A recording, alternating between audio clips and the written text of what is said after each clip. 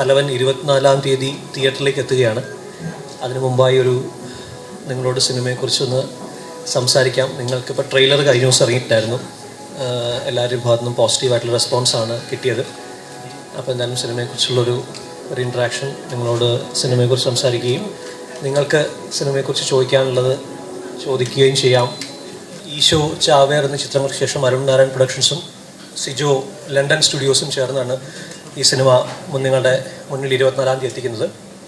ജിസ്സാണ് direct ചെയ്തിരിക്കുന്നത്. ബിജുചേട്ടനും ആസിഫ് അലിയും, മേയും, അനുശ്രീ, ഗിരീഷ് പോത്തൻ, ജാഫർ ഇടുക്കി, കോട്ടയം നസീർക്ക, ശങ്കർ രാമകൃഷ്ണൻ, രഞ്ജിയേട്ടൻ, അങ്ങനെ ഒരുപാട് താരങ്ങളുണ്ട് സിനിമയിൽ. ട്രെയിലർ വന്നിട്ടുണ്ട് ഇതിനോടകം. നിങ്ങൾക്കതെല്ലാം മനസ്സിലായിട്ടുണ്ടെന്ന് വിശ്വസിക്കുന്നു. നമ്മുടെ സിനിമയെ സപ്പോർട്ട് ചെയ്യാൻ ആണ് നിങ്ങളെല്ലാവരും കൂടിയിരിക്കുന്നത്. അതിന് ഒരുപാട് ഗ്രാറ്റിറ്റ്യൂഡുണ്ട്. ഞാൻ ചെയ്തുകൊണ്ടിരിക്കുന്ന പാറ്റേണിൽ നിന്ന് വളരെയധികം മാറി ചെയ്യുന്ന ഒരു സിനിമയാണ് തലവൻ. തീർച്ചയായിട്ടും ഒരു ത്രില്ലർ ജോണറിൽ വരുന്ന സിനിമയാണ്. 24-ാം തീയതി മെയ് 24-ന് റിലീസാവുകയാണ്. അപ്പോൾ അതിനെക്കുറിച്ച് കൂടുതൽ അറിയിക്കാനും നിങ്ങളുടെ ചോദ്യങ്ങൾക്ക് മറുപടി പറയാനും വേണ്ടിയിട്ടാണ് ഇരിക്കുന്നത്. ബിജുചേട്ടാ, ഇപ്പോൾ അപ്രതീക്ഷിതമായിട്ട് കേക്ക് വന്ന പോലെ ഇവിടെ അപ്രതീക്ഷിതമായിട്ട് കേക്ക് വന്ന പോലെ ഒട്ടും അങ്ങനെ ആക്സിഡൻ്റലായിട്ട് സിനിമയിൽ വന്ന ഒരാളാണല്ലോ. 30 വർഷമായി നാഷണൽ അവാർഡ് ഉൾപ്പെടെയുള്ള നേട്ടങ്ങളുണ്ട് സിനിമയിൽ. ഒരുപാട് ആളുകൾ ഓർത്തു വയ്ക്കുന്ന, പിന്നെയും പിന്നെയും കാണാൻ ആഗ്രഹിക്കുന്ന, പുനർവായിക്കുന്ന കഥാപാത്രങ്ങളുണ്ട്. 30 വർഷത്തെ ജേണി എങ്ങനെയൊന്ന് ഞങ്ങളോടൊന്ന് പറയാം. അതിൻ്റെ ഒരു 30 വർഷം ഇപ്പോൾ ഇവിടെ പ്രതീക്ഷിക്കാതെ ഈ വിഘ്നങ്ങൾ രംഗണവതിക്ക് കൊടുക്കുന്ന പോലെ തുടങ്ങിയതാണ്.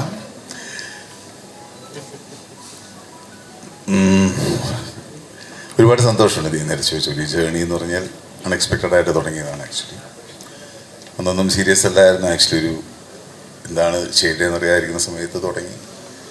ഒന്നും സിനിമയൊന്നും കുറേ കാലം കഴിഞ്ഞ് നമ്മുടെ ജീവിതമാർഗ്ഗം ഇതാണെന്ന് അറിഞ്ഞു. കുറച്ചുകൂടെ സിനിമയെ സീരിയസ് ആയിട്ട് കാണാനും സ്നേഹിക്കാനും തുടങ്ങി. കുഴപ്പമില്ലാതെ ഈ വർഷം വരുമ്പോൾ വളരെ സന്തോഷം.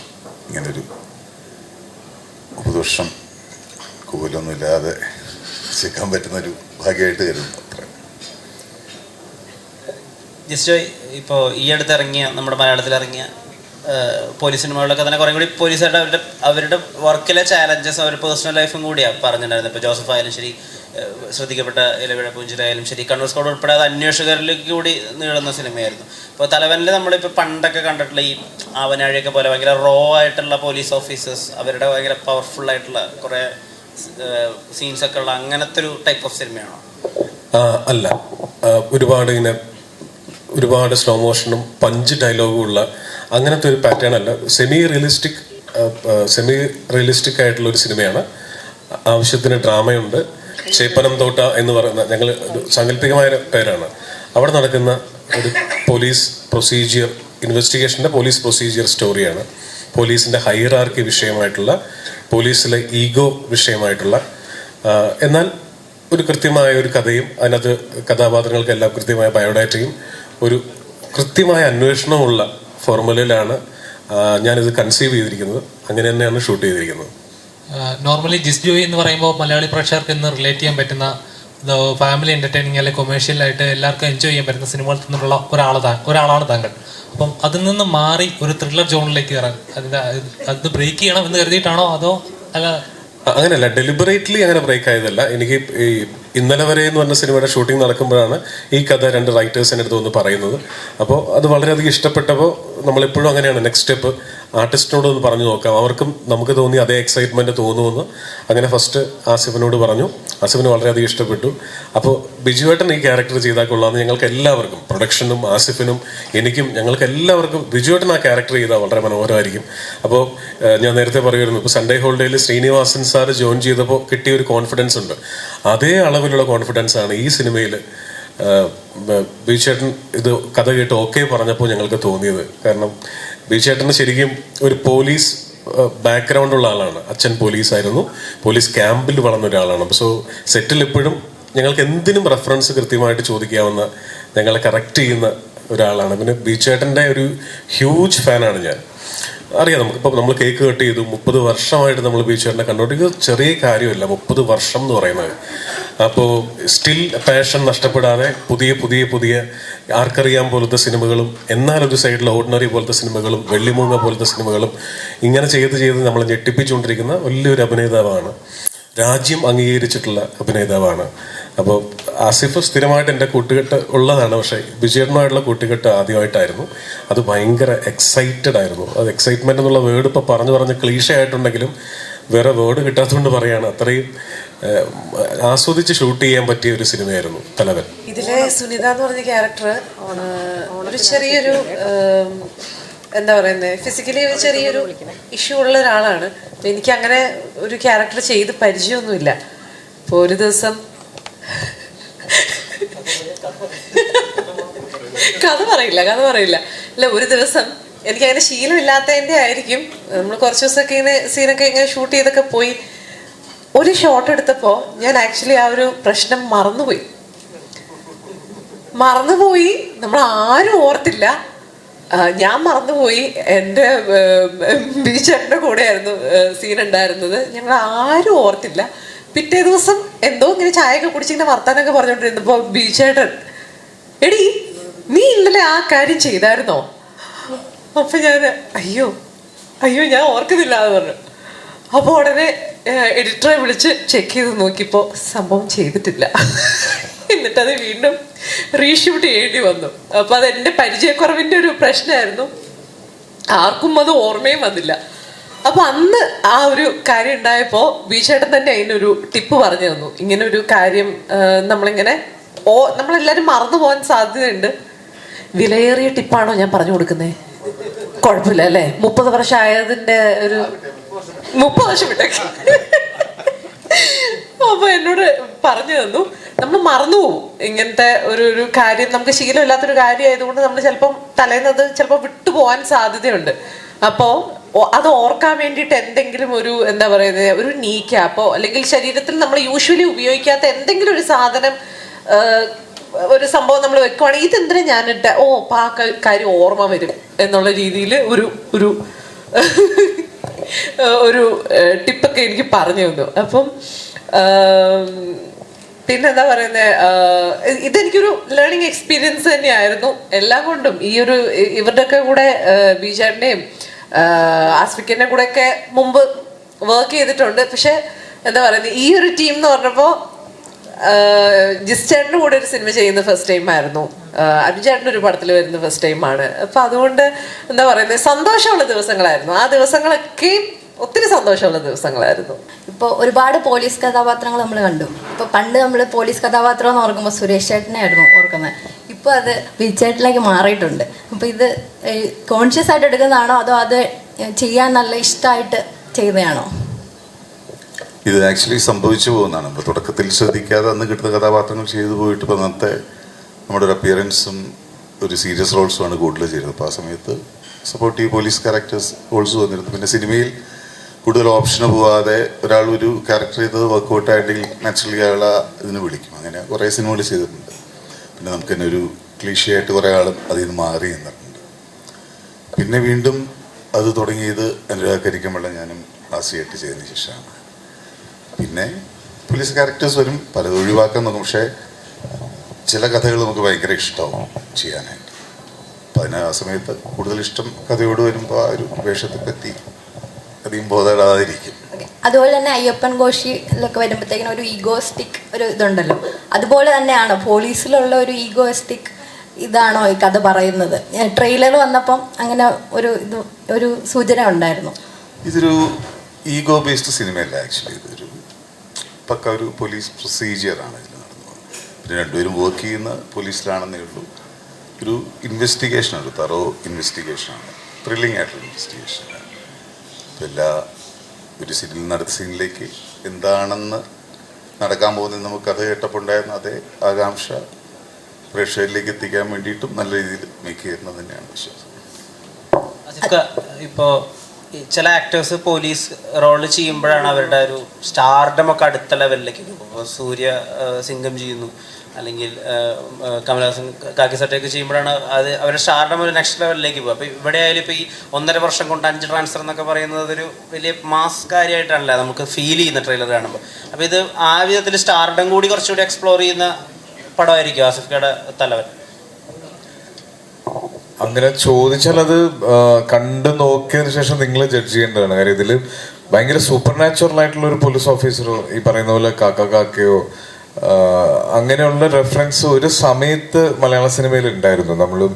നമുക്ക് കാണാൻ ഇഷ്ടപ്പെടുന്ന പോലീസ് ഓഫീസർ എന്ന് പറയുമ്പോൾ എപ്പോഴും ഭയങ്കര മസ്കുലർ ആയിട്ടുള്ള ഭയങ്കര സ്റ്റൈലിഷ് ആയിട്ടുള്ള ഓഫീസേഴ്സ് ആയിരുന്നു. പക്ഷെ നമുക്ക് മലയാള സിനിമയിൽ എപ്പോഴും കുറച്ചും കൂടെ നമ്മുടെ ഒരു എവറിഡേ ലൈഫിൽ കാണുന്ന പോലത്തെ പോലീസുകാരോടാണ് നമുക്ക് താല്പര്യം. അപ്പം അങ്ങനത്തെ ഒരു പോലീസുകാരൻ ചെയ്യാനാണ് എന്നെ കൊണ്ടും പറ്റുള്ളൂ. എനിക്കൊരു ഭയങ്കര ഭീകരനായ ഒരു പോലീസ് ഓഫീസർ ആവാൻ പറ്റുമെന്ന് എനിക്ക് തോന്നുന്നില്ല. അപ്പം അത്തരത്തിലുള്ള ലിമിറ്റേഷൻസിൽ നിന്നുകൊണ്ടാണ് ഈ സിനിമയും ചെയ്തിട്ടുള്ളത്. പക്ഷെ ഇതുവരെ ഇപ്പൊ കൂമനിലും കുറ്റവും ശിക്ഷയിലും ഒക്കെ ചെയ്തതിനേക്കാൾ ചിലപ്പോൾ കുറച്ചും കൂടെ കൊമേഴ്ഷ്യൽ ആയിട്ടുള്ള ഒരു ഫ്ലേവർ ഈ കാർത്തിക് എന്ന് പറഞ്ഞ ക്യാരക്ടറിന് ഉണ്ടാവും. തീർച്ചയായിട്ടും അത് അങ്ങനെ കിട്ടിയാൽ സന്തോഷം. ആസിഫിക്ക, മലയാളികളുടെ യൂത്ത് ഐക്കണായിട്ടുള്ള യൂത്ത് സ്റ്റാർ എന്ന് തന്നെ പറയാം. ഒരുപാട് സിനിമകളിൽ അങ്ങനെ കണ്ടിട്ടുണ്ട് ഞങ്ങൾ. അപ്പോൾ അങ്ങനെ ഒരു പരിവേഷം ഉള്ളത് കൊണ്ട് തന്നെ ഒരു പ്രതിനായകനായിട്ടൊരു വില്ലൻ വേഷങ്ങൾ മിസ് ചെയ്യുന്നുണ്ടോ? ഇല്ല, ഞാൻ ചെയ്യാറുണ്ട്. പിന്നെ ഇടികൊള്ളുന്ന ഒരു വില്ലനാവാൻ എനിക്ക് താല്പര്യമില്ല. അപ്പോൾ ഒരു ക്യാരക്ടർ ഡ്രിവൺ ആയിട്ടുള്ള ഇപ്പം നെഗറ്റീവ് ഷെയ്ഡ്സ് വരുന്നതിനോട് ഇപ്പം ഉയരെ പോലെയുള്ളത് അല്ലെങ്കിൽ ഓർഡിനറി പോലെയുള്ള സിനിമകൾ ചെയ്യുന്നതിനോട് എനിക്ക് സന്തോഷമുള്ളൂ. അത്രയും ക്യാരക്ടേഴ്സ് ചെയ്യുമ്പോൾ പിന്നെ ഒരു സിനിമയിൽ എന്നെ കാണുമ്പോൾ എൻ്റെ ക്യാരക്ടറിന് ഒരു പ്രെഡിക്റ്റബിൾ സ്വഭാവം ഉണ്ടാവില്ല. ഇയാൾ നായകനാണ്, അതുകൊണ്ട് ഇയാളുടെ എൻഡിങ് ഭയങ്കര പോസിറ്റീവായിരിക്കും എന്നുള്ളൊരു പ്രഡിക്ഷനിലേക്ക് പോകാതെ എല്ലാതരം ക്യാരക്ടേഴ്സും ചെയ്യാൻ പറ്റും. ഇവൻ ചിലപ്പം ചതിച്ചേക്കാം, ചിലപ്പോൾ ഇവൻ നന്നായേക്കാം എന്നുള്ളൊരു തോന്നൽ അങ്ങനെ മിക്സ് ചെയ്ത് ക്യാരക്ടേഴ്സ് ചെയ്യുന്നതുകൊണ്ട് കിട്ടും. അപ്പം അങ്ങനെ അത്തരത്തിൽ നെഗറ്റീവ് ഷെയ്ഡ്സ് ചെയ്യാനും എനിക്ക് താല്പര്യമുണ്ട്. ഈ അനുരാഗക്കരിക്കും വെള്ളത്തിൽ അച്ഛനും മോനുമായിട്ട് അഭിനയിച്ചു. അപ്പം ഇപ്പോഴും സോഷ്യൽ മീഡിയ കറങ്ങുന്ന ഒരു സീനുണ്ട്, മറ്റേ അടി കിട്ടുമ്പം ഉള്ളൊരു റിയാക്ഷൻ. അപ്പൊ ഈ സിനിമ അടിച്ചിട്ടില്ല എന്നെ, അതല്ല അടിച്ചിട്ടുണ്ടെന്നല്ല, ഈ സിനിമ വരുമ്പോൾ അതിനൊരു പ്രതികാരം വല്ലതും തീർക്കാനുള്ള ഒരു അവസരം കിട്ടിയോ? കണ്ടോ, ഞാൻ പറഞ്ഞില്ല, എല്ലാവർക്കും ഒരു ആഗ്രഹമുണ്ട്. ആഗ്രഹമുള്ളതുകൊണ്ടല്ല, അങ്ങനെ ഒരു അവസരം കിട്ടിയോ എന്ന് ചോദിച്ചുള്ളൂ. ഇല്ല, അങ്ങനെ ഒരു അവസരം കിട്ടിയിട്ടില്ല. അതെ, എനിക്ക് പക്ഷെ ബീച്ചറിന്റെ കൂടെ ചെയ്ത ക്യാരക്ടേഴ്സ് എല്ലാം നോട്ടീസ് ചെയ്യപ്പെട്ടിട്ടുള്ള ക്യാരക്ടേഴ്സാണ്. അത് ഇൻക്ലൂഡിങ് ഓർഡിനറി ആയാലും ഇപ്പോൾ കരിക്കും വെള്ളം എടുത്തു പറയണം. അപ്പൊ അതില് എനിക്ക് തോന്നുന്നു ചിലപ്പം ബീച്ചേട്ടനായിട്ടുള്ളൊരു ഫ്രണ്ട്ഷിപ്പിന്റെ ഒരു കെമിസ്ട്രിയുടെ അല്ലെങ്കിൽ ചേട്ടൻ എനിക്ക് തരുന്നൊരു ഫ്രീഡം, ഇതൊക്കെ ആയിരിക്കാം ചേട്ടന്റെ കൂടെ ചെയ്യുന്ന ക്യാരക്ടേഴ്സ് ഹൈലൈറ്റ് ചെയ്ത് നിൽക്കാനുള്ള കാരണം. കരിക്കുംവെള്ളം പേഴ്സണലി ഞങ്ങൾക്ക് രണ്ടുപേർക്കും, രഘുവിനെയും അഭിയെയും ഞങ്ങൾക്ക് രണ്ടുപേർക്കും ഇഷ്ടമുള്ള ക്യാരക്ടേഴ്സാണ്. ആ അച്ഛനും മോനുമായിട്ട് ശരിക്കും ഈ സിനിമയുടെ ട്രെയിലറിൽ പറയുന്നുണ്ടല്ലോ, ഞങ്ങളെ കണ്ടിട്ട് ഇരട്ട പറ്റതാണെന്ന് തോന്നുന്നു പറഞ്ഞില്ലേ. അപ്പൊ അതുപോലെ എന്തോ ഒരു റിലേഷൻ ഞങ്ങളുടെ ഇടയിൽ ഉണ്ട് എന്ന് എനിക്കൊരു വിശ്വാസമുണ്ട്. ഇപ്പൊ ബിജുചേട്ടനോടൊക്കെ നെറേറ്റ് ചെയ്യുമ്പോൾ ബിജുചേട്ടൻ ഭയങ്കര സിമ്പിൾ ആണല്ലോ. ഇപ്പൊ ആരോടെങ്കിലും ഇങ്ങനെ ഒരു വേദിയിൽ ഭാര്യയെ പറ്റിയൊക്കെ പറയണമെങ്കിൽ കുറച്ചും കൂടി കാവ്യാത്മകമായിട്ട് പറഞ്ഞാണ്. ബിജുചേട്ടൻ ഭയങ്കര സിമ്പിൾ ആയതുകൊണ്ടാണ് അങ്ങനെ പറഞ്ഞു നിർത്തിയത്. അപ്പോൾ അങ്ങനത്തെ സിമ്പിൾ ആയിട്ടുള്ള ഒരു കമ്മ്യൂണിക്കേഷൻ സ്ക്രിപ്റ്റ് പറയാനും അല്ലെങ്കിൽ കാര്യങ്ങൾ പറഞ്ഞു മനസ്സിലാക്കാനും അതൊരു ഈസിയാണോ? അല്ല, ബീച്ചേട്ടനെ സംബന്ധിച്ചിടത്തോളം ബീച്ചേട്ടൻ നിങ്ങൾ എനിക്ക് തോന്നുന്നില്ല എത്ര പേർക്ക് ബീച്ചേട്ടനെ അടുത്ത് അറിയാമെന്നുള്ളത്. എന്നാൽ ബീച്ചേട്ടനെ അടുത്ത് അറിയുന്നവർക്ക് അറിയാവുന്ന ഒരു കാര്യം, വളരെ ഒരു കാര്യം മനസ്സിലാക്കുന്നതിൽ നമ്മൾ പറഞ്ഞു തുടങ്ങുമ്പോഴേ ബീച്ചേട്ടന് അതിൻ്റെ എൻഡ് എന്താണെന്ന് മനസ്സിലാക്കാൻ ഇപ്പോൾ ഒരുപക്ഷെ ഇത്രയും വർഷത്തെ എക്സ്പീരിയൻസ് കൊണ്ടായിരിക്കാം, ബൈ ബർത്ത് കിട്ടുന്ന കുറച്ച് കഴിവുകളുണ്ട്, അങ്ങനെ ആയിരിക്കാം. പക്ഷെ ഞാൻ വിചാരിച്ചിരുന്ന ബീച്ചേട്ടൻ കഥ പറയാൻ വേണ്ടി പോകുമ്പോൾ വളരെ ലേസി ആയിട്ടുള്ള ഒരാളായിരിക്കും. അപ്പം ഞാൻ കഥ പറയാൻ ചെന്നപ്പോൾ ചോദിച്ചു, ബീച്ചേട്ടാ ഈ കഥ 45 മിനിറ്റിലും പറയാം, 2.25 മണിക്കൂറിലും പറയാം, ഞാൻ എങ്ങനെ പറയണം? അപ്പം ഞാൻ പ്രതീക്ഷിക്കുന്ന മറുപടി നീ ചുരുക്കി പറ എന്നുള്ളതായിരിക്കും. പുള്ളി പറഞ്ഞു, നീ വലുതാക്കി പറ, നിനക്ക് എത്രത്തോളം ഭംഗിയായിട്ട് പറയാൻ പറ്റുമോ അത്രത്തോളം ഭംഗിയായിട്ട് പറയാമെന്ന്. അതെനിക്ക് ഭയങ്കര ഒരു ഷോക്കിംഗ് ആയിരുന്നു. ഞാൻ അങ്ങനത്തെ ഒരു മറുപടി അല്ല പ്രതീക്ഷിച്ചത്. സോ ബീച്ചേട്ടനോട് കഥ പറഞ്ഞു. കഥ മൊത്തം കേട്ട് കഴിഞ്ഞിട്ട് ഓരോ കഥാപാത്രത്തിൻ്റെ പേരുൾപ്പെടെയാണ് ബിജുചേട്ടൻ തിരിച്ചു ചോദിക്കുന്നത്. അയാൾ എന്തുകൊണ്ടായിരിക്കും, ഇപ്പം മാത്യു എന്തുകൊണ്ടാണ് അങ്ങനെ പെരുമാറുന്നത്, രഘു എന്താ ഇങ്ങനെ നോക്കുന്നത്, അങ്ങനെ ഓരോ കാര്യങ്ങളും. അതെനിക്ക് ബിജുചേട്ടനെ, ആ ഒരു ബിജുചേട്ടനെ എനിക്ക് അറിയില്ല. ബിജുചേട്ടനെ മുൻപ് പരിചയപ്പെട്ടിട്ടില്ല സിനിമ ചെയ്യുന്നവരെ. ബിജുചേട്ടൻ കാര്യങ്ങൾ മനസ്സിലാക്കുന്നതിൽ ഈ ഇരിക്കുന്ന ആർക്കറിയുന്നതിനേക്കാളും വളരെ ഷ്രൂഡായിട്ടുള്ള ഒരു വ്യക്തിയാണ്.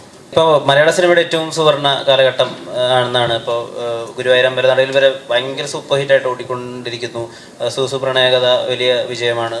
ഇപ്പോൾ ഏറ്റവും ഇൻഡസ്ട്രി ഹിറ്റ് എന്നൊക്കെ പറയാവുന്ന രീതിയിൽ മഞ്ഞുമലും അല്ലെങ്കിൽ പ്രേമലും ഒക്കെ 100 കോടിയിലേക്കുന്നു. അപ്പോൾ നമ്മുടെ ഒരു പ്രൊഡക്റ്റായിട്ട് വരുമ്പോൾ ഇപ്പോൾ സത്യം പറഞ്ഞാൽ പ്രഷറാണോ അതോ നല്ലതാണെങ്കിൽ സ്വീകരിക്കുമ്പോൾ കോൺഫിഡൻസ് ആണോ? എന്താ പ്രൊഡ്യൂസർ എന്നുള്ള രീതിയിൽ എങ്ങനെയാണ്? അതെ, പ്രഷറില്ല. ഇപ്പം നമ്മൾ ജെന്യുവനായിട്ടൊരു എഫേർട്ട് എടുക്കുന്നു. ആ എഫേർട്ട് നിങ്ങളുടെ മുന്നിലേക്ക് വെക്കുന്നു. നിങ്ങളാണ് ജഡ്ജ് ചെയ്യേണ്ടത്. പ്രേക്ഷകർ കണ്ട് ഇഷ്ടപ്പെടേണ്ട കാര്യമാണത്. നമ്മൾ ഒട്ടും മുൻവിധികളോടെ അല്ലെങ്കിൽ മുൻവിധികളുമായിട്ട് നിങ്ങളോട് സംസാരിക്കുകയോ അല്ലെങ്കിൽ ഒരിക്കലും നമുക്ക് അങ്ങനെ അതൊരു മാജിക്കാണല്ലോ. സിനിമ എന്ന് പറയുന്നത് തിയേറ്ററിൻ്റെ ഉള്ളിൽ സംഭവിക്കുന്ന ഒരു മാജിക്കാണ്. യാതൊരുവിധ പ്രഡിക്ഷനും നമുക്ക് പറ്റാത്തൊരു കാര്യമാണ്. നമ്മൾ എടുക്കുന്ന എഫേർട്ട് വളരെ സിൻസിയർ ആയിരിക്കുക, നമ്മൾ എടുക്കുന്ന എഫേർട്ട് വളരെ ജെന്യൂൻ ആയിരിക്കുക എന്നുള്ളതിൽ വിശ്വസിക്കുന്ന ഒരാളാണ് ഞാൻ. അപ്പോൾ അത് ഈ സിനിമയിൽ ഉണ്ടായിട്ടുണ്ട്. ബാക്കി പ്രേക്ഷകർ തീരുമാനിക്കേണ്ട കാര്യമാണ്. പ്രഷർ എന്തായാലും ഇല്ല. അപ്പം നമുക്കങ്ങനെ സിനിമകൾ വിജയിക്കുന്ന കാണുമ്പോൾ നമുക്ക് ഭയങ്കര സന്തോഷമല്ലേ. ഇപ്പം കഴിഞ്ഞ 6 മാസത്തിനിടയ്ക്ക് ഇപ്പം 5 മാസം കഴിയുന്നു. ഈ 5 മാസത്തിനിടയ്ക്ക് ഇന്ത്യയിൽ ഏറ്റവും കൂടുതൽ വിജയങ്ങൾ സമ്മാനിച്ച ഇൻഡസ്ട്രിയാണ് മലയാളം, അല്ലേ? 5 സിനിമകൾ 6 സിനിമകളോട് 100 കോടി ക്ലബിൽ കയറി, 2 സിനിമ 200 കോടി ക്ലബിലേക്ക് എത്തിയിട്ടുണ്ട്. അത് വലിയ നേട്ടം തന്നെയാണ് മലയാളത്തെ സംബന്ധിച്ചിടത്തോളം. അപ്പോൾ അത് ശരിക്കും പറഞ്ഞാൽ അത് നമ്മൾ പ്രേക്ഷകരുടെ അകമഴിഞ്ഞ സപ്പോർട്ട് ഉണ്ടായിട്ടുണ്ട്. തിയേറ്ററിലേക്ക് വന്ന് സിനിമ കാണാനുള്ള പ്രേക്ഷകരുടെ ആ മനോഭാവം ഭയങ്കരമായിട്ട് ചേഞ്ച് ആയിട്ടുണ്ട്. അത് നമുക്ക് ഉറപ്പായിട്ട് സന്തോഷം തരുന്ന കാര്യമാണ്. സിനിമ നന്നായാൽ ഉറപ്പായും പ്രേക്ഷകർ തിയേറ്ററിലേക്ക് വരും എന്ന അടിവര ഇടുന്ന കാര്യങ്ങൾ തന്നെയാണ്. അത് ഉറപ്പായിട്ടും 100% സന്തോഷം തരുന്ന കാര്യമാണ്. എന്തെങ്കിലും നിവൃത്തി ഉണ്ടെങ്കിൽ ടെർബോയുടെ റിലീസ് ഉള്ളതുകൊണ്ട് ഈ സിനിമ മാറ്റാൻ വകുപ്പുണ്ടെങ്കിൽ മാറ്റിയാനേന്ന്. ആസ് എ പ്രൊഡ്യൂസർ പേടിയുണ്ടോ? 24-ാം തീയതി പടം ഇറക്കുമ്പോൾ ടെർബോ മുട്ടിക്കുമ്പോൾ? അല്ല, പേടിയില്ലപ്പാ, പേടിയില്ല. ഞാൻ പറഞ്ഞില്ലേ, സിനിമ വിജയിക്കുമ്പോൾ എൻ്റെ അഭിപ്രായത്തിൽ നമ്മുടെ കൂടെ ഒരു സിനിമ ഇറങ്ങുന്നു, ആ സിനിമ വലിയ വിജയമാകുന്നു, ഉറപ്പായിട്ടും തിയേറ്ററിലേക്ക് പ്രേക്ഷകർ വരും, അല്ലേ? തിയേറ്ററിലേക്ക് പ്രേക്ഷകർ വരുന്ന സമയത്ത് സിനിമ ഉണ്ടാവുക എന്ന് പറയുന്നത് തന്നെയാണ് ഏറ്റവും വലിയ കാര്യം. ഭയങ്കര ഡ്രൈ ആയിട്ട് തിയേറ്ററിലേക്ക് ആൾ വരാത്ത സമയത്ത് വേറൊരു സിനിമയില്ല എന്നാൽ നമ്മുടെ സിനിമ ഇറക്കാമെന്ന് പറയുന്നതിൽ കാര്യമില്ല. സിനിമ പ്രേക്ഷകർ തിയേറ്ററിലേക്ക് വരുന്ന സമയത്ത് ഏറ്റവും ആവേശത്തോടെ തിയേറ്ററിലേക്ക് പ്രേക്ഷകർ വരുമ്പോൾ സിനിമ ഇറക്കുന്നത് തന്നെയാണ് സന്തോഷം.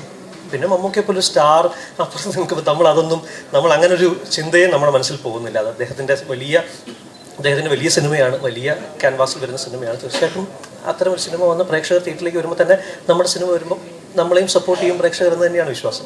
കഥാപാത്രങ്ങളെ ബാലൻസ് ചെയ്യാൻ എത്രത്തോളം ശ്രമിച്ചിട്ടുണ്ട്? ഇപ്പൊ ആസിഫിക്കയുടെ കഥാപാത്രം മുകളിൽ പോകാനോ പാടില്ല, അല്ലെങ്കിൽ ബിജു ചേട്ടന്റെ കഥാപാത്രം താഴെ പോകാനോ എപ്പോഴും 2 ഹീറോസിനെ വെച്ച് സിനിമ ചെയ്യുമ്പോൾ, ഒന്നിലധികം ഹീറോസിനെ വെച്ച് ചെയ്യുമ്പോൾ എപ്പോഴും അത് എഴുത്തിൽ ശ്രദ്ധിക്കേണ്ട ഒരു കാര്യമാണെന്ന് എനിക്ക് തോന്നുന്നു. എഴുത്തിലും അതിനൊപ്പം തന്നെ മേക്കിങ്ങിലും.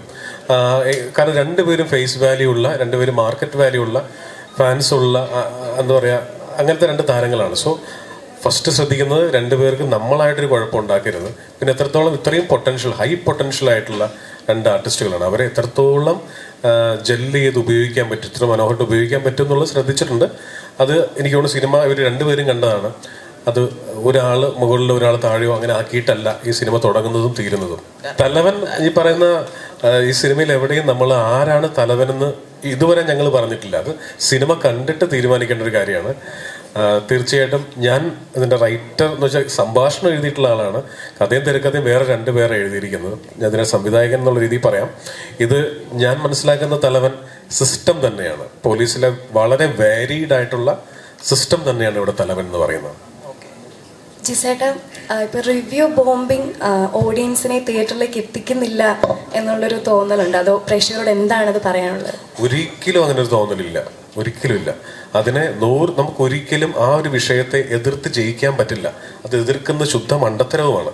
കാരണം കാശ് കൊടുത്ത് സിനിമ കണ്ട ഒരാൾക്ക് അവനവൻ്റെ അഭിപ്രായം എവിടെ നിന്നും പറയാം. വീട്ടിൽ നിന്ന് പറയാം, ക്യാമറ നോക്കി പറയാം, കലിങ്കിൻ്റെ മുകളിൽ നിന്ന് പറയാം, ബസ്സിലിരുന്നും ട്രെയിനിലിരുന്നും പറയാം.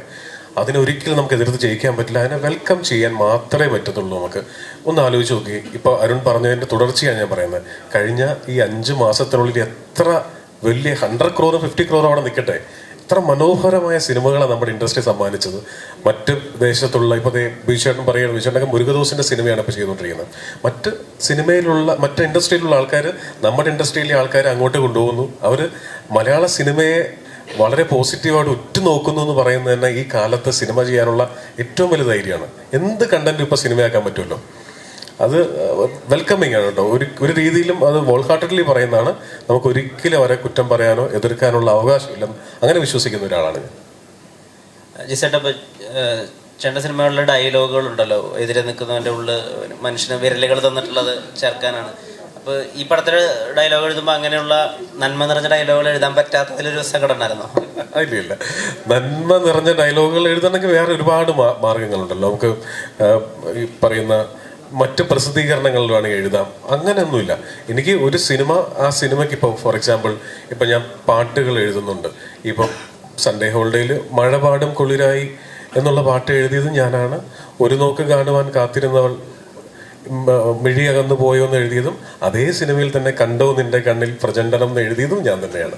അപ്പോൾ ഒരു സിനിമയ്ക്ക് മാച്ച് ചെയ്യുന്ന രീതിയിലുള്ള സംഭാഷണങ്ങൾ എഴുതുക എന്നുള്ളതാണ് ഉദ്ദേശിക്കുന്നത്. അല്ലാണ്ട് അങ്ങനെ ഒരു ഫോഴ്സ്ഫുള്ളി ചെയ്താൽ എന്തും ലേച്ച് കെട്ടിയാലും മുഴച്ചു നിൽക്കും എന്ന് പറയുന്ന പോലെ അതെപ്പോഴും ശ്രദ്ധിക്കാറുണ്ട്. പ്രത്യേകിച്ച് സിനിമ ഇപ്പോൾ വളരെ റിയലിസ്റ്റിക്, താങ്കൾ ചോദിച്ച പോലെ അത്രയും റിയലിസ്റ്റിക് ആയിട്ട് സംസാരിക്കുന്ന സമയമാണ് സിനിമ. അപ്പോൾ അത്രയും സിമ്പിളായിട്ട് എഴുതാനാണ് ശ്രമിച്ചിരിക്കുന്നത്. ഈ ഹോട്ടലിലൊക്കെ മുമ്പ് കോസ്റ്റ് പ്ലസ് GST എന്നൊക്കെ പറയുന്ന പോലെ ജിസ് ജോയിൻ എടുത്താൽ ലിറിസിസ്റ്റിന്റെ അതും നടക്കുമോ?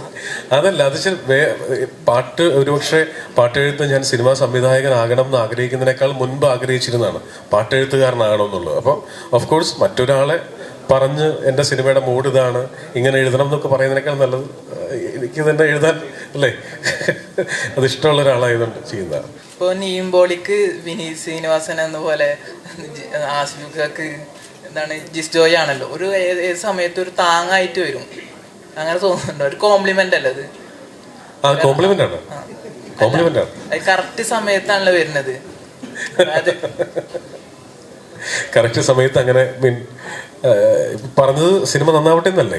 സിനിമ നന്നാവട്ടെ, പക്ഷെ അതാ പറഞ്ഞേ, ഇത് കറക്റ്റ് സമയത്ത് വരെ കുറച്ച് ഫെയിലിയറിലെ സിറ്റുവേഷനിലൂടെ കടന്നു പോകുന്ന സമയത്ത് ഒരു താങ്ങായി സപ്പോർട്ടായിട്ട് വരുന്നതാണ്, അതാണ് ഞാൻ ഉദ്ദേശിച്ചത്. അങ്ങനെ തന്നെയല്ലേ? അതായത് അങ്ങനെയല്ല, ഞാൻ എപ്പോഴും ആസിഫിനെ എനിക്ക് താങ്ങായിട്ടാണ് എനിക്ക് തോന്നിയിട്ടുള്ളത്. കാരണം ബൈസിക്കിൾ തീവ്സ് മുതൽ എത്രയോ ആർട്ടിസ്റ്റിനോട് കഥ പറഞ്ഞിട്ട് അവർക്ക് ആർക്കും മനസ്സിലാവാത്ത സിനിമയാണ് ആസിഫ് എനിക്ക് കൈ തന്നത്. അപ്പം അന്ന് മുതൽ എനിക്ക് നിങ്ങൾ പറയുന്നത് ഡിപ്ലോമസി കൊണ്ട് പറയുന്നതല്ല, തിരിച്ചാണ് തോന്നുന്നത്. 1.5 വർഷം കൂടുമ്പോഴെങ്കിലും ഒരു സിനിമ ചെയ്യാൻ ഇദ്ദേഹം ഉള്ളതുകൊണ്ട് പറ്റുന്നുണ്ട്. വിജയേട്ടാ, ഇവരുടെ കോംബോ, വിജയേട്ടൻ്റെയും ആസിഫിക്കയുടെയും കോംബോ എന്ന് പറയുന്നത് ഹിറ്റ് കോംബോയാണ്. അപ്പം അങ്ങനെ തിരഞ്ഞെടുത്താണോ അവരെ, അതോ ക്യാരക്ടർ ഡിമാൻഡ് ചെയ്യുന്ന രീതി തിരഞ്ഞെടുത്താണോ? ക്യാരക്ടർ ഡിമാൻഡ് ചെയ്യുന്നത് ഫസ്റ്റ്. പിന്നെ എനിക്ക് ഭയങ്കര ഇഷ്ടമുള്ള, ഇപ്പം ഞാൻ പറയട്ടെ, ഇപ്പം ലാൽ സാറിനെ എനിക്ക് ഭയങ്കര ഇഷ്ടമാണ്. ഞാൻ ഒരുപാട് പരസ്യങ്ങൾ അദ്ദേഹത്തെ വെച്ച് സംവിധാനം ചെയ്യാനായിട്ട് 50-55 പരസ്യങ്ങൾ സംവിധാനം ചെയ്യാനുള്ള ഭാഗ്യം ഉണ്ടായിട്ടുണ്ട്. പക്ഷെ സിനിമ ചെയ്യാൻ പറ്റിയിട്ടില്ല. അതുപോലെ ആഗ്രഹമുള്ള ഒരാളാണ് ബിജുവേട്ടൻ. ഞാനിപ്പോഴും ഓർക്കുന്നുണ്ട്, ഞാൻ ഓർഡിനറി എന്ന് പറയുന്ന സിനിമയിൽ ജിഷ്ണുവിന് വേണ്ടിയിട്ട് ഞാൻ ശബ്ദം കൊടുത്തത്. അപ്പോൾ അത് ഡബ് ചെയ്തുകൊണ്ടിരിക്കുമ്പോഴാണ് ആദ്യമായിട്ട് പാലക്കാട് ഭാഷ ഒരാൾ മനോഹരമായിട്ട് കൈകാര്യം ചെയ്യുന്നത്. കാരണം ഞാനൊരു ഡബ്ബിംഗ് ആർട്ടിസ്റ്റായിട്ട് തുടങ്ങിയാണ് 2000-ൽ. അപ്പോൾ എനിക്കറിയാം ഒരു ഡബ്ബിങ്ങിൽ ആർട്ടിഫിഷ്യൽ അല്ലാതെ ഒരു ആക്സെൻറ്റ് പിടിക്കൽ എന്ത് ബുദ്ധിമുട്ടുള്ള കാര്യമാണ്. അങ്ങനെ ആക്സെൻറ്റ് പിടിക്കുന്നതിൽ ഞാൻ കണ്ടിരിക്കുന്ന ഏറ്റവും വലിയ കില്ലാടി എന്ന് പറയുന്നത് മമ്മൂക്കയാണ്. അതിപ്പോൾ പറയേണ്ട ആവശ്യമില്ല. രാജമാണിക്യമാണെങ്കിലും പ്രാഞ്ചിയേട്ടനായിക്കോട്ടെ, നിങ്ങൾ ശ്രദ്ധിച്ചിട്ടുണ്ടാകാം, രാപ്പകൽ എന്ന് പറയുന്ന സിനിമയിൽ അദ്ദേഹം പാലക്കാട് പിടിച്ചിരിക്കുന്നത്, ലൗഡ് സ്പീക്കർ, വേഷം എന്ന് പറഞ്ഞ സിനിമയിൽ കോഴിക്കോട് പിടിച്ചിരിക്കുന്നത്. അത്രയും സട്ടിലായിട്ട് ഭാഷ പിടിക്കുന്ന ഒരാൾ നമ്മൾ എപ്പോഴും ഞെട്ടിയിരിക്കുന്ന മമ്മൂക്കയെ കണ്ടിട്ടാണ്. അതുപോലെ ഒരു ഞെട്ടലായിരുന്നു എനിക്ക് ഓർഡിനറി കണ്ടപ്പോൾ. കാരണം പാലക്കാട് ഭാഷ അത്രയും മനോഹരമായിട്ടാണ്. അപ്പോൾ അതിൻ്റെ ഞാൻ ഡബ് ചെയ്തതിൻ്റെ നെക്സ്റ്റ് ഡേ എനിക്ക് സംയുക്ത ചേച്ചിയെ വെച്ചിട്ട് ഒരു പരസ്യം ഉണ്ടായിരുന്നു. അപ്പോൾ ഞാൻ ചേച്ചിയോടാണ് ഞാൻ ആദ്യമായിട്ട് പറഞ്ഞത്, ചേച്ചി ബിജുവേട്ടൻ എനിക്ക് യാതൊരു പരിചയമില്ല, ചേച്ചി വീട്ടിൽ ചെല്ലുമ്പോൾ പറയണം, ഞാൻ പടം കണ്ടു, അസ്സലായിരിക്കുന്നു, ചേട്ടൻ മനോഹരമായിട്ട് ഡബ് ചെയ്തിട്ടുണ്ട്, അത് അസ്സലായിട്ടുണ്ടെന്ന് പറയുന്നത്. അതുപോലെ തന്നെ ഇപ്പൊ ഡബിങ്ങിന്റെ കാര്യം പറഞ്ഞുകൊണ്ട് ചോദിക്കാണ്, പുഷ്പയുടെ ഡബിങ് വല്ലതും ആയോ? പുഷ്പ എനിക്ക് ജൂലൈയിലാണ് അവർ നമ്മളെ ബ്ലോക്ക് ചെയ്തിരിക്കുന്നത്, ഒരാഴ്ച ബ്ലോക്ക് ചെയ്തിട്ടുണ്ട് പുഷ്പ 2 ഡബിങ്ങിന് വേണ്ടിയിട്ട്. അത്രേ ഇപ്പം അറിയുള്ളൂ. ആസിഫ് ഖാൻ, ഈ യങ് ആയിട്ടുള്ള ക്യാരക്ടേഴ്സ് ചെയ്യാൻ പറ്റുന്ന നമുക്കൊരു ടൈം സ്പാൻ ഉണ്ടല്ലോ. അപ്പോൾ അത് ഇപ്പോൾ മറ്റു നടന്മാരൊക്കെ നോക്കുമ്പോൾ ആസിഫ് ഖാക്ക് അത് കുറച്ചും കൂടി കൂടുതലാണെന്ന് തോന്നിയിട്ടുണ്ട്. ഇപ്പോൾ സോൾട്ട് ആൻഡ് പെപ്പർ തൊട്ടിട്ട് ഇപ്പോൾ തലവൻ വരെയും യങ് ആണല്ലോ. അത് ഒരു ചോയ്സ് ആണോ? അത് എപ്പോഴും അങ്ങനെ ശരീരം കൊണ്ടിരിക്കുക, അതൊരു കോൺഷ്യസ് എഫേർട്ടായിട്ട് എടുത്തിട്ടുണ്ടോ എപ്പോഴും? ഇല്ല, എൻ്റെ അടുത്തേക്ക് വരുന്ന ക്യാരക്ടേഴ്സും അങ്ങനെയുള്ളതായതുകൊണ്ടാണ്. ഞാനായിട്ടൊരു കോൺഷ്യസ് എഫേർട്ട് അതിനു വേണ്ടി ഇട്ടിട്ടില്ല. എന്നാലും ഈ പറഞ്ഞ പോലെ യങ്ങായിട്ടിരിക്കുമ്പോൾ മാക്സിമം യങ്സ്റ്റർ കഥാപാത്രങ്ങൾ ചെയ്യണം എന്നുള്ളൊരു ആഗ്രഹമുണ്ട്. ഇപ്പം ഈ വർഷങ്ങൾക്ക് ശേഷം എന്ന് പറയുന്ന സിനിമയിൽ ഒരു ഗസ്റ്റ് റോൾ ചെയ്തിരുന്നു. അതിൻ്റെ അകത്താണ് അങ്ങനെ കുറച്ച് ഏജ്ഡ് ആയിട്ടുള്ളൊരു ലുക്കിൽ ഞാൻ ട്രൈ ചെയ്തു. അപ്പം ഉറപ്പായിട്ടും അങ്ങനെ വന്നാൽ ഇപ്പം ഈ കുറ്റവും ശിക്ഷയും ചെയ്യുന്ന സമയത്തും സാജൻ എന്ന് പറഞ്ഞ ആൾ എനിക്ക് തോന്നുന്നത് എൻ്റെ ആക്ച്വൽ പ്രായത്തിനേക്കാളൊക്കെ കുറെ കൂടെ മെച്ചുവേർഡ് ആയിട്ടുള്ള ഒരു ക്യാരക്ടറായിരുന്നു. അപ്പം ഞാൻ ബോധപൂർവം അങ്ങനെ ചൂസ് ചെയ്യാറില്ല. പക്ഷെ എൻ്റെ അടുത്തേക്ക് വരുന്നതിൽ കൂടുതൽ എന്നെ അട്രാക്ട് ചെയ്യാറുള്ളത് എനിക്ക് തോന്നുന്നത് യങ്സ്റ്റർ ക്യാരക്ടേഴ്സ് തന്നെയാണ്. പിന്നെ ഈ ന്യൂ ജനറേഷൻ ലേബൽ ഒന്ന് പൊളിക്കണം എന്നുള്ളൊരു ആഗ്രഹം ഉള്ളത് കൊണ്ടാണ് ഹണിബി, കിളിപോയി പോലുള്ള സിനിമകൾ പിന്നെ ഒരു ഗ്യാപ്പ് വന്നത്. ഇപ്പൊ അതിലേക്ക് തിരിച്ചു പോകാനുള്ള ശ്രമത്തിലാണ്. ഈ നമ്മളെല്ലാവരും വലിയ പ്രതീക്ഷയോടുകൂടി കണ്ടുവരുന്ന സിനിമയാണ് രോഹിത്തിന്റെ സിനിമ. അപ്പോൾ are you ready for Denver എന്ന് പറയുന്ന ടിക്കറ്റൊക്കെയുടെ ആ ഒരു പോസ്റ്റർ ഭയങ്കര വൈറലായിരുന്നു. മലയാളത്തിൽ അങ്ങനെ സിക്സ് പാക്ക് ഒക്കെ പോലുള്ള ഒരു ആൾ അത് കുറച്ച് റയർ ആയിരുന്നല്ലോ. അപ്പോൾ ഡെൻവർ എപ്പോഴോട്ട് ഓൺ ആയിരിക്കും, ടിക്കറ്റൊക്കെ എപ്പോഴോട്ട് ഓൺ ആവും? ഇപ്പൊ എനിക്കൊരു കംപ്ലീറ്റ് റിക്കവറി പറഞ്ഞിരിക്കുന്നത് 9 months ആണ്. ആ ഷൂട്ടിനിടയിൽ എനിക്കൊരു ആക്സിഡന്റ് ആയി. അപ്പം അതിനുശേഷം എനിക്ക് തോന്നുന്നൊരു സെപ്റ്റംബറോട് കൂടി അല്ലെങ്കിൽ ഒരു ഓഗസ്റ്റ് എൻഡോട് കൂടി അത് ജോയിൻ ചെയ്യാനുള്ളൊരു പരുവത്തിലേക്ക് എത്തും. കാര്യം ആ സിനിമ ഒരു ഫുൾ കോൺഫിഡൻസിൽ ചെയ്യേണ്ട ഒരു സിനിമയാണ്. ഞാൻ ഇതുവരെ ചെയ്തതിൽ ഏറ്റവും വലിയ സിനിമയാണ്. ഒരു ത്രൂ ഔട്ട് ആക്ഷൻ വരുന്ന ഒരു പക്ക തിയേറ്റർ എലമെന്റ്സ് ഉള്ളൊരു കൊമേഴ്ഷ്യൽ സിനിമയാണ്. അപ്പോൾ അതൊരു കോംപ്രമൈസ് ഇല്ലാതെ തന്നെ ചെയ്യണം എന്നുണ്ട്. അപ്പം ഞാൻ ഫിസിക്കലി ഫിറ്റ് ആവണോ അതിന്. അപ്പം അതിനുള്ളൊരു എഫേർട്ട് ഞാൻ എൻ്റെ ലൈഫിൽ ഏറ്റവും നല്ല ഷേപ്പിൽ ഇരിക്കുമ്പോഴാണ് എനിക്ക് ആക്സിഡന്റ് പറ്റിയത്. പിന്നെ അതെല്ലാം ഒലിച്ചു പോയി. ഇപ്പൊ രണ്ടാമത് ഞാൻ സെറ്റ് ചെയ്തുകൊണ്ടിരിക്കുകയാണ്. ഇപ്പൊ കഥ പറയുമ്പോൾ അടുത്ത് എന്താണെന്ന് അറിയാനുള്ള ഒരു ആകാംക്ഷ ബീച്ചേട്ടനുണ്ടായിരുന്നു. തീർച്ചയായിട്ടും. അതുകൊണ്ടാണ് ഞാനൊരു 2.5 മണിക്കൂർ ഇരുന്ന് ഫുൾ അത് കേട്ടതിൻ്റെ കാര്യം. ഒരു സീൻ ടു സീൻ പോകുമ്പോൾ നമുക്ക് അടുത്ത് കേൾക്കാൻ തോന്നുകയെന്ന് പറയുന്നത് കഥ പറയുമ്പോൾ തന്നെ ഉണ്ടായിരുന്നു. അതിനൊക്കെ ഒരുപടി മോഡിലാണ് ചിത്രീകരിച്ചിട്ടുള്ളത്. ഇവിടെ മുരുകദോസിന്റെ ശിവകാർത്തികനോടൊപ്പം ഒരു തമിഴ് സിനിമ ചെയ്തുകൊണ്ടിരിക്കുകയാണ്. വലിയ ആക്ഷൻ സീക്വൻസുകളൊക്കെ ഉള്ളത്. അതല്ലേ ഉള്ളൂ എന്നുള്ളത് ഞങ്ങളെല്ലാം ഹാപ്പി ആയിട്ടിരിക്കുന്നത്. അതെ അതെ അതെ അതെ ചെന്നൈയിൽ നിന്ന് വിഷൺ ഷൂട്ടിൻ്റെ ഇടയ്ക്ക് നിന്നാണ് വന്നത്.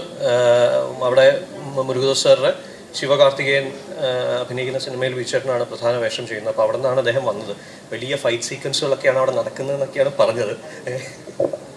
അല്ല, അതൊരു മുരുകദോസ് ഫിലിം തന്നെയാണ്. ടിപ്പിക്കൽ മുരുകദോസ് ഫിലിം തന്നെയാണ്. ശിവകാർത്തികേയൻ ഒരു വലിയ ബഡ്ജറ്റ്, കൊമേഴ്സ്യൽ വലിയ ബഡ്ജറ്റ് മൂവിയാണ്. വലിയൊരു 1 വർഷത്തോളം വരുന്നൊരു ഷൂട്ടുള്ളൊരു മൂവിയാണ്. ഒരു നല്ല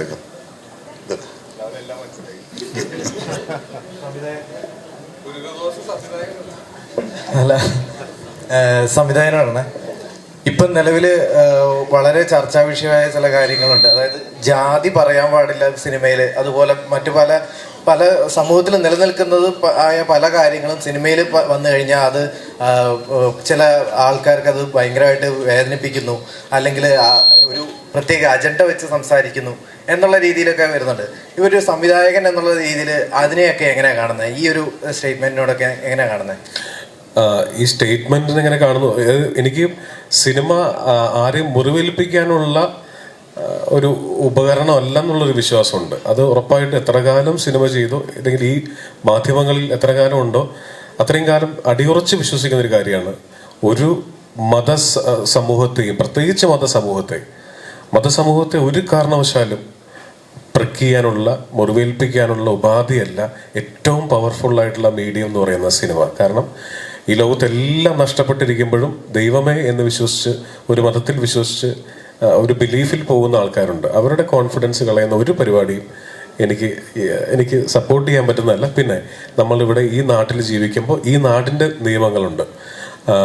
ഇപ്പം നമ്മൾ പുകവലി ആരോഗ്യത്തിന് ഹാനികരം എന്ന് എഴുതി കാണിക്കുന്നത് പോലെ സെൻസർ ബോർഡും അതിന് നിഷ്കർഷിച്ചിരിക്കുന്ന ആൾക്കാരും എന്ത് പറയുന്നോ അതിനെ പാലിച്ചുകൊണ്ട് സിനിമ ചെയ്യാന്നുള്ളതാണ് ഞാൻ പറയുന്ന കാര്യം. അതിനൊന്നും വെല്ലുവിളിക്കാനായിട്ട് ആഗ്രഹിക്കുന്ന ഒരാളല്ല ഞാൻ പേഴ്സണലി. ജിസേട്ടാ, അപ്പം എന്തായാലും സക്സസ്ഫുൾ ആയിട്ട് സിനിമ വരട്ടെ ഞങ്ങൾ ആശംസിക്കുന്നു. ഒരുപാട് പേരെ കഷ്ടപ്പാടാണ്. സാറിന്റെ ഫസ്റ്റ് എക്സ്പീരിമെന്റ് കൂടിയാണ്. അത് വലിയൊരു ഹിറ്റ് ആവട്ടെ. 24-ാം തീയതി കാണാൻ വരുന്ന പ്രേക്ഷകരോട് എന്താണ് പറയാനായിട്ടുള്ളത്? 24-ാം തീയതി കാണാൻ വരുന്ന പ്രേക്ഷകരോട് നമ്മൾ എല്ലാ സിനിമയും, ഞങ്ങളുടെ സിനിമ മാത്രമല്ല എല്ലാ സിനിമയും വളരെ ഹാർഡ് വർക്ക് ചെയ്ത് ഉണ്ടാക്കുന്ന സിനിമകളാണ്. അപ്പോൾ കോവിഡൊക്കെ വന്നിരിക്കുന്ന സമയത്ത് നമ്മൾ അത്ഭുതപ്പെട്ടിട്ടുണ്ട്, നമ്മൾ ആശങ്കപ്പെട്ടിട്ടുണ്ട്. ഇനി ഒരു നല്ല കാലം ഉണ്ടാവും, തിയേറ്ററിലേക്ക് ആൾക്കാർ തിരിച്ചു വരുമോ എന്നൊക്കെയുള്ള. പക്ഷെ അതൊക്കെ മാറിയിട്ട് മലയാളം സിനിമ എന്ന് പറയുമ്പോൾ നമ്മൾ മനസ്സുകൊണ്ട് 1000 സല്യൂട്ട് അടിക്കുന്ന ഒരു കാലത്താണ് ജീവിക്കുന്നത്. എന്ത് തരം കണ്ടന്റും നല്ലതാണെങ്കിൽ, എത്ര റിവ്യൂ ബോംബിംഗ് ഉണ്ടെങ്കിലും നല്ല സിനിമ വിജയിപ്പിക്കുന്ന പ്രേക്ഷകരെ അവരെ തന്നെയാണ് ഞങ്ങൾക്ക് വിശ്വാസം. അതുകൊണ്ട് തന്നെ ഞങ്ങൾ ഒരു രീതിയിലുള്ള വീരവാദമോ ക്ലെയിമോ ഈ സമയത്ത് ഞങ്ങൾ ചെയ്യുന്നില്ല. 24-ാം തീയതി നിങ്ങൾ കണ്ടിട്ട് തീരുമാനിക്കൂ തലവൻ എങ്ങനെയുണ്ടെന്നുള്ളത്. നിങ്ങൾ എൻ്റർടൈൻ ചെയ്യിക്കാനുള്ള രീതിയിൽ പക്ക കൊമേഴ്ഷ്യൽ സിനിമയായിട്ടാണ് ഇത് ഷൂട്ട് ചെയ്തിരിക്കുന്നത്. ബാക്കിയെല്ലാം ഞങ്ങൾ പ്രേക്ഷകനെയും ദൈവത്തിനെയും മാത്രം വിശ്വസിക്കുന്നു. നിങ്ങൾ ഫസ്റ്റ് ഡേ തന്നെ പടം കാണണം. നിങ്ങൾക്ക് എന്ത് തന്നെ തോന്നിയാലും ആത്മാർത്ഥമായിട്ടുള്ള ഹോണസ്റ്റ് ഒപ്പീനിയൻ നിങ്ങളുടെ പ്ലാറ്റ്ഫോമിൽ നിങ്ങൾ എഴുതണം, നിങ്ങൾ പറയണം. Thank you. Thank you. Thank you.